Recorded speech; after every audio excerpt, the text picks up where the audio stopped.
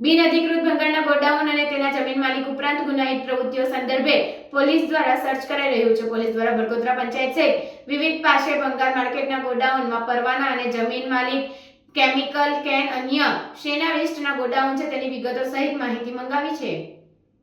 અંકલેશ્વર નજીક national highway number 48 પર scrap માર્કેટમાં ભીષણ આગ ફાટી નીકળી હતી। એક પછી એક સ્ક્રેપના 8 ગોડાઉનમાં આગ ફાટી નીકળતા દોડધામ મચી જવા પામી હતી। ત્યારબાદ પણ સતત ત્રીજા દિવસે આ સ્ક્રેપ માર્કેટમાં આગનો બનાવ બન્યો હતો। અગાઉ લાગેલી આગમાં ગંભીર ચૂકરૂપે ફાયર એનઓસી ના હોવાનું સામે આવ્યું હતું તો તાજેતરમાં લાગેલ આગમાં ખાનગી જમીન જે રહેણાંક વિસ્તાર માટે ફાળવી હતી તે જમીન પર પંચાયતની મંજૂરી વગર વાણિજ્ય એટલે કે કોમર્શિયલ બાંધકામ કરી અને ભંગારની હટડીઓ ચલાવવામાં આવી રહી હતી। ભંગારના વેપારી દ્વારા જમીન ભાડે રાખી ગેરકાયદેસર રીતે સ્ક્રેપના માર્કેટ અને ગોડાઉન ઊભા કરવામાં આવ્યા હોવાનું પોલીસ અને વિવિધ એજન્સીની તપાસમાં સામે આવી રહ્યું છે।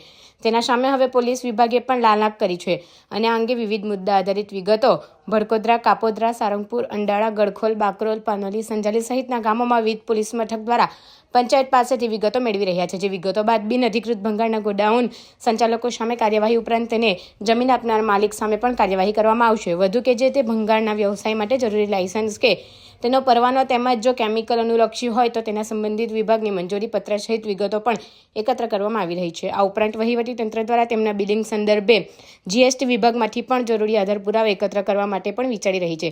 આ અંગે ડીવાયએસપી ડોક્ટર કુશાલ ઓઝાએ જણાવ્યું હતું કે ભંગાર માર્કેટમાં તાજેતરમાં બનેલી ઘટના બાદ ગેરકાનૂની પ્રવૃત્તિ, બિનઅધિકૃત ભંગારના ગોડાઉન અંગેની માહિતી તેમજ તેના જમીન માલિક અંગેની માહિતી પંચાયત પાસે મેળવવામાં આવી રહી છે। જેમાં હેતુફેર રહેણાંક જમીનનો કોમર્શિયલ ઉપયોગ સહિત વિગતો પણ મેળવવામાં આવી રહી છે। જેમાં કાયદાનો ભંગ કરનાર ભંગારના વેપારી કે પછી જમીન માલિક હશે તેની સામે પણ કાર્યવાહી કરવામાં આવશે।